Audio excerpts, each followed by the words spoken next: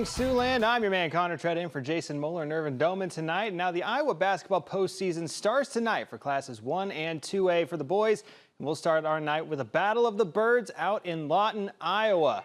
It's as simple as this: survive and advance. We're going to pick this up in the fourth quarter. Eagles are up 43-40 with just under 7 minutes to play. Leo Scott, catch and shoot from the top of the key, drills a three ball. His first bucket of the game gives Lawton-Bronson a 6-point lead. But here come the Falcons. Gavin Garrettson drives in through traffic, gets the 2 to fall, cuts that lead back down to 4. Eagles on the other end of the floor. Gage Semple cuts through the defense and finishes at the cup. These teams just trading buckets. Lawton-Bronson hanging on to that lead. Falcons shot blocked, but Colton Koopman's there to clean it up and get the 2 to fall. 90 seconds to go now. Eagles up by 4. Falcons threatening, but the pass is tipped and Brady March coming down the other way. His shot doesn't go, but Noah Drew's right there for the putback.